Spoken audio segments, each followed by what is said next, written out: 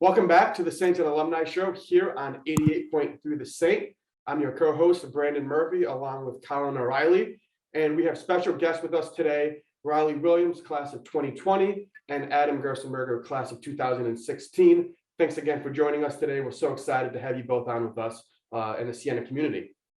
Our listeners, we always want to know about our guests, how they ended up to Sienna, the stories with their time at Sienna. So Riley, if you can kind of just let the audience know, your path to getting to Sienna, what you majored in, if you have any Sienna connections, any legacy families, and how you chose Sienna ultimately. Absolutely. Well, thank you for having me. First off, I actually at first didn't choose Sienna. I'm from Capital Region. I went to Holy Names and I was like dead set on not staying here. So I went to Sacred Heart University in Connecticut as a nursing major and then switched to business. And once I did that, I'm like, why am I here? Sienna has like the best business program. So I actually transferred going into my sophomore year. So that kind of answers that question. I majored in marketing and I absolutely loved it. My favorite Sienna memories, I have so many, but I would just say my whole junior year was from start to finish. I lived with my best friend in Newhall and it was so much fun. We had the best time. And for legacy family members, my godfather is, a lot of people know him, Frank Dyer. So that's my godfather. Yep. And my older sister went to Sienna. I went to Sienna. My younger sister goes there. My younger brother just got in, but we're awaiting his decision, but we all know he's going. And then I have a bunch of cousins that went too. So yeah, we're all Saints over here. Love it. Awesome. I didn't know you were Holy Names either. I was CBA. Yep. So it was like right away. I'm like, Yep. okay. So Yeah. My brother goes to CBA. So good he call on him. Yeah, the path has been made for him. We just need him to follow it. Well, we're here to help if he needs any. Adam, how about you? Why did you choose Sienna and where are you from? All right. So hello, everyone. I chose Sienna when I was trying to decide where to transfer from. I'm a transfer student. I came in the fall of 2014 or was it 2015? I forget. But I was very attracted to the smaller size of the school and how my class sizes were really small too, which made me feel like it was a very personalized experience, being able to feel like I was seen by not just the professor, but also my classmates as well. I was also very attracted to the business school. The AACSB accreditation was very attractive for me because I was transferring in to become an accounting major. And so that's why I studied there. And I just absolutely love the community, both on and off campus, and just the campus itself is beautiful. It's gorgeous to walk around and look at. So that's kind of what got me into choosing Sienna. And then legacy family members. I have one aunt who graduated Sienna early 2000s. She lives in Florida now with her awesome husband and 3 kids. And one of my favorite memories at Sienna was meeting my townhouse mates. And they called me Good Number for a while because I had a really good housing lottery number. So that was my nickname for a little while. That was kind of funny. Adam, we've all had friends like that too. That like Yes. We all know a friend like you right there, where it's like we are lucky to have you in the group, buddy. Yeah. Yes. Ultimately, we did strike a good, friendship. It wasn't just based on a good lottery number, but yeah. And then the open mics and talent shows were a great time too. Adam, I remember it was my freshman year, and I was living with my twin Andy at the time, and Andy had the second to last pick, and I had the last pick for housing going into sophomore year. And I was like, if that's not Murphy's Law, then I have no idea what Murphy's Law is. Yeah. We actually ended up in alternative housing, that section of classmen, my sophomore year with Andy. But then we got lucky and we had townhouses both junior and senior year, which was nice. But I was always looking for that friend who had that better number that could maybe get us out of class. Does anyone know what dictates the number, by the way? I think every alumni wants to know this, answer, because honestly, it made no sense to me. I was always like, you're never getting the housing you want type of number. Like it might have been the O's. I don't know. Riley, you were W. So did you have an issue? Or everybody here was basically a transfer student too. So I mean, did we ever have good well, actually Adam had the best number. Riley, do you have good numbers that your friends used or no? I really can't remember. I don't think I ever did. I think one time my roommate Olivia and I had like really close numbers and they were both good. And we were like, of course, like the one time it doesn't matter. We just needed one person to get a good one. But yeah, I would always, so funny, like the morning the lottery numbers would come out, like our group chat would just be like exploding with like everyone like, I got this. And then we're like, okay, we're good. Or like, oh, we got to figure out a different plan. But I can't remember. I remember one girl in our group always had good numbers, always. Yeah. And I just didn't get it. Was that girl potentially like a school of science student? No, she was business. That was my hypothesis. It's like if you're school of science, you just got a good number. But so I was wrong. But one thing I just realized too, we're all products of working with Jen Sloan as transfer students. Am I right? So Riley, you worked with Jen transferring in from Sacred Heart. Adam, you worked with Jen Sloan as well. I worked with Jen coming in from Hudson Valley. So for the student out there thinking about coming to Sienna that's listening to this interview right now, and they're like, maybe I should transfer in, but it's tough. As transfer students, what was the easiest or the hardest thing that you had to go through transferring into Sienna? I can't even think of anything hard about it. I mean, I think that because I did go to Holy Names and I was from the area, I already knew so many people that went there. That was the same with me. Yeah. Like my roommate, Olivia, she went to Holy Names too. And then a couple of other girls that I knew, they also went there. So that wasn't really that bad. And then I really loved too, I don't know if they still do this, but the theology class we took as a sophomore, it was all transfer students, which was really nice because kind of like everyone was going through the same thing.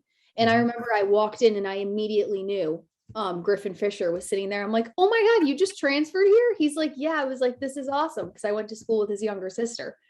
I mean, I can't think of anything bad about transferring. I'm so happy that I did. How about you, Adam? Well, then me, I also can't think of anything bad, honestly, because I mean, it was already a really nice process being, shown Sienna by a student when I toured. Jen Sloan was amazing. I remember my first time visiting Sienna, I met you there at Colin, and you were super awesome too. Thank you. So like, it was a really good first impression, followed up by a very, very good first week there. Because I remember thoroughly enjoying every moment of the orientation program that Sienna puts all the new students through, and how transfer focused they made the program for transfer students. I felt right away to kind of relate to your class experience, Riley. I felt very what's the right word? I guess just attended to without having needed to be, or not without having asked, which was really nice. Oh, sorry. Go ahead. I was just going to say, to add on to that, I had so many friends too. They would be talking about something from freshman year, like some inside joke. And I'd be like, what are you guys talking about? And they would always say, oh, I totally forgot you didn't go here freshman year. Like, I just felt like once I'm like, yeah, I have no idea what you guys are talking about. You got to catch me up. But well, and in freshman year, you're spending that whole time meeting people. By sophomore year, you're like, I didn't meet everybody freshman year yet. So you just assume everybody you meet sophomore year was there freshman year. You just never got around to meeting them. So I know exactly what you're going through there. Now, we have you guys on here, not just to talk about the fact that you ended up loving Sienna and you transferred in through the help of Jen Sloan and just going to Sacred Heart and other schools, but also we're having you back on campus next week as alumni to do this wonderful show called the Alumni Coffee House. Now, we've had you on virtually before, but next week we are doing this all in person. And Brandon, you've been doing a great job kind of putting this whole event together on the back end, but being veterans of this event, what would you say your favorite part about doing this over the COVID break, virtual break, if you will, and what are you looking forward to about doing this in person? Well, I really looked forward to it when we did it because it gave me something to do. Because I feel like probably like everyone, there was nothing to do. So it felt really good to write something down on my calendar, and have like somewhere to be. I was I remember I did it upstairs in my attic. I was like, everybody needs to be quiet. My whole family was here. Everybody was home from college. And I'm just looking forward to come back next week. I really haven't been back on campus recently with COVID. I know it's been kind of hard to get back there. Sometimes I'll go drop things off to my sister, but I'm just like excited to actually be back on campus. Yes. Cool. And then me, am I on? Oh yeah. Here I am. Okay. So me, what I'm most looking forward to is feeling the nostalgia of being back on campus, of just the nostalgia that triggers, and then being able to actually play live with people. While I knew everyone was listening while I was playing over the Zoom performance, it's not quite the same as actually seeing people react to what you're doing. And that exchange of emotions is just unlike any other. And I just find it gratifying to be able to have that kind of interaction with people, because it moves me and I hope I move them. So I'm looking forward to being able to do that in person again. Awesome. Well, we're going to tell you a lot more. If you're listening in the car or you're listening at home right now, we're going to tell you more about next week's event shortly, but we got to take a quick break because we're on a radio station where we're kind of subject to taking breaks. So we're going to take that break right now. Riley and Adam, can we have you hang out for just a little bit? Yep. Oh yeah. You don't mind? Okay, stick around. You're going to hear more about their performances next week and how you can sign up to the first in-person alumni coffee house happening next week on campus at Sienna College, only on WVCR 88.3 The Saint. Stay tuned. Welcome back to the Saints and Alumni Show here on WVCR 88.3 The Saint. I'm your co-host, Brandon Murphy, with Colin O'Reilly, and we still have special guests with us today, Riley Williams and Adam Gerstenberger. We just wrapped up talking a lot about your time at Sienna, how you chose to come to Sienna, and a little bit of how you stay connected with Sienna. But we also all have in common the love for music. So Riley, can you tell us a little bit about how you got into music, you know, maybe some of the inspirations that you had and what you're passionate about when playing music? Absolutely. So I don't really know when I started singing. My mom says I just kind of always was, but I always was fascinated by the guitar. And so for Christmas when I was 7, I got a guitar. And then finally, after 2 years of like begging my mom for lessons, she finally caved in and got me lessons because I was clearly not learning enough on my own. It was not sounding very good. So that's kind of how I started playing, and probably like every 9-year-old girl at the time, I was heavily influenced by Taylor Swift. I still am. So if there's any Swifties out there, just know you have a friend in me.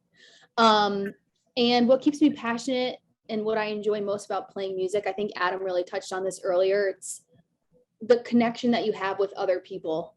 I love when I'm playing out somewhere and someone comes up to me and they request a song that I'm like, oh my gosh, I can't believe that they know that song too. And they could be from anywhere around the world. It really just brings everybody together.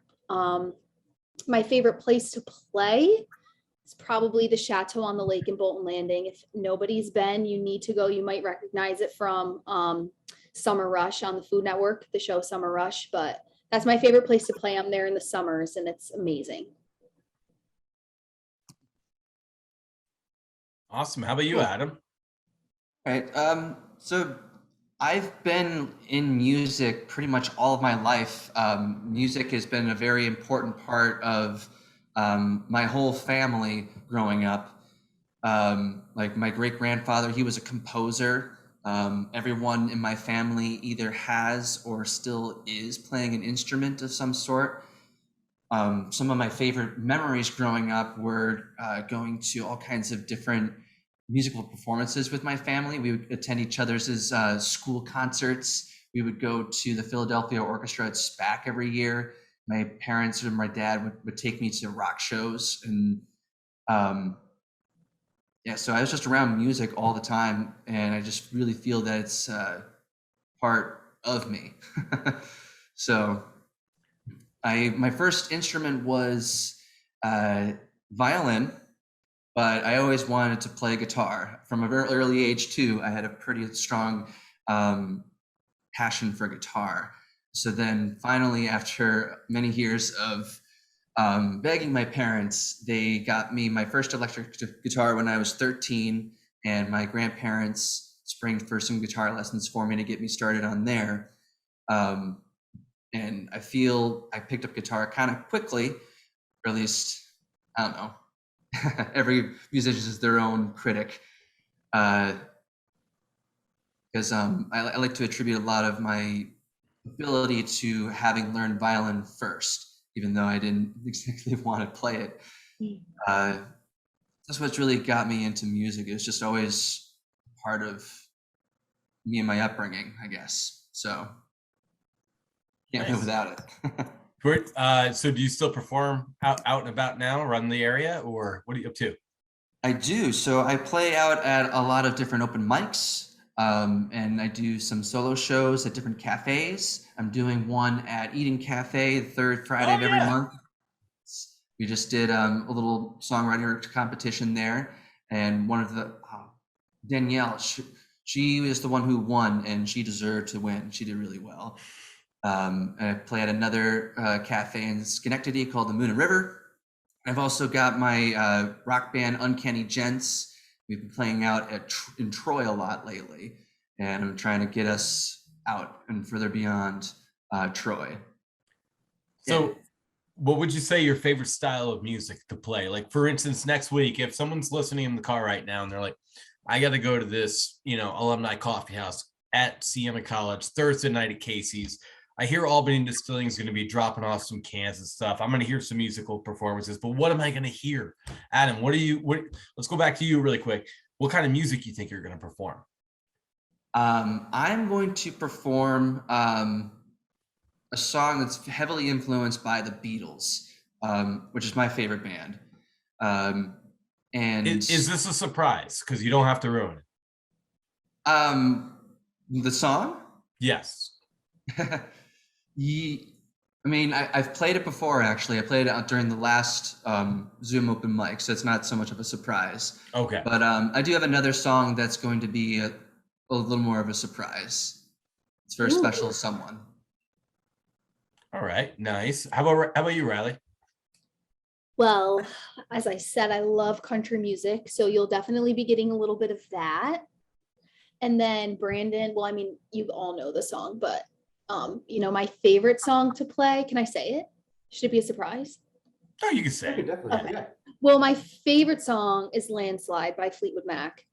And it took me so long to learn how to play it on the guitar. And it's probably the only song I know how to finger pick on the guitar, just because I took so much time learning how to do it, but it's just my favorite song ever. So you'll be hearing that from me. Anytime I play, if I am only given a few songs, that always makes it on there. That's like, as soon as you start playing acoustic guitar, it's like you have your hits, and then there's the other songs you kind of know to play along with, and then there's everything else you're like, I want to learn one day. So as soon as someone's like, oh, you play guitar? You're like, yeah, you want to hear Wagon Wheel? That's me every single time. I got Wagon Wheel. I got it. I can play it. You want to sing along? But you were saying earlier, Riley, like when you were 9, you were heavily influenced by Taylor Swift.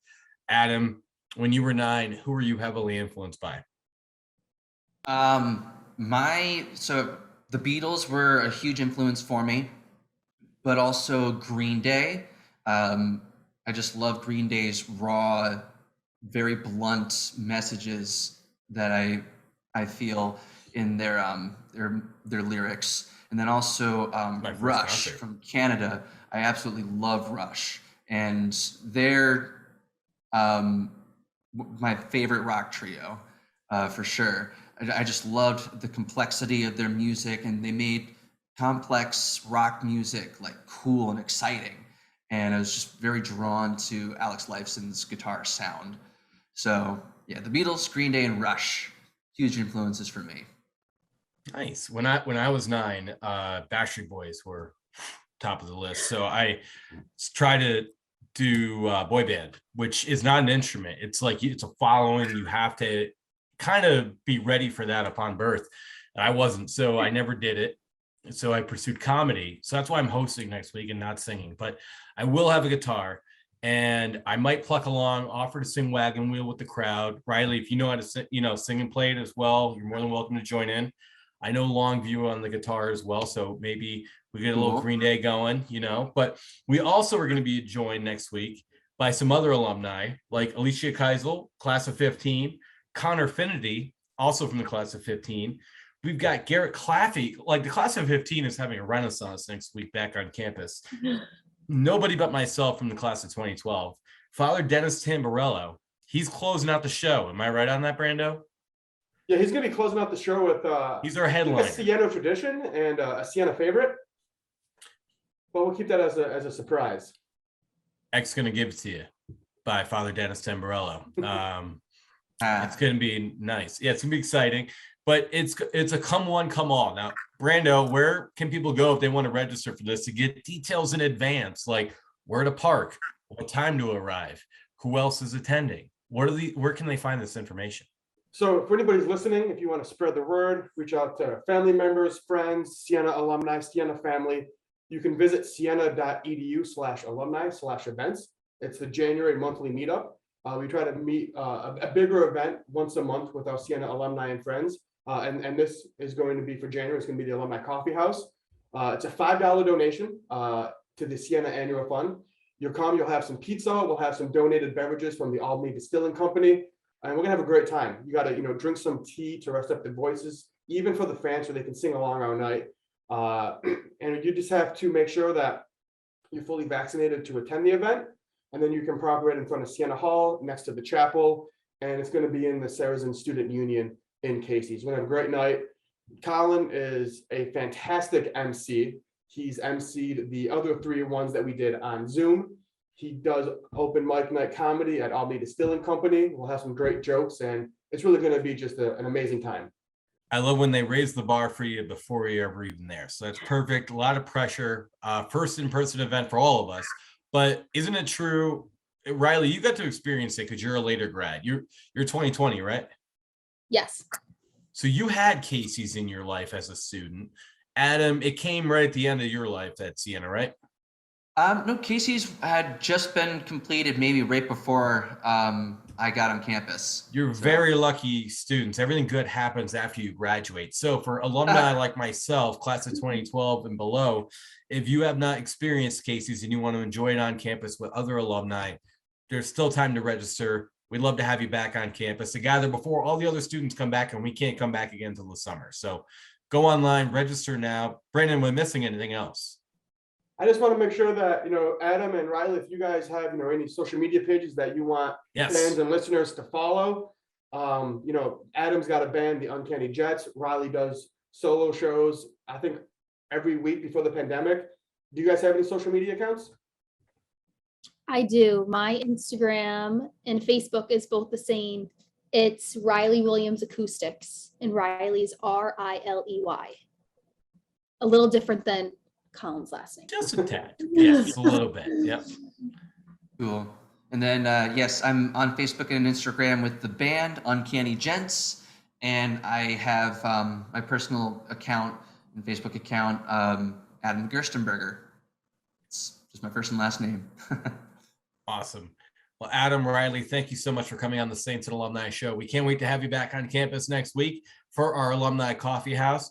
Brando, thanks for running all the choreography on the back end. I appreciate it. But you are listening to the Saints and Alumni Show here on WVCR. And as always, if you've had half as much fun listening to the show as we've had doing it, well, then we've had twice as much fun doing the show as you've had listening. You're listening to 88.3 The Saint, the station where we play anything. Go Saints.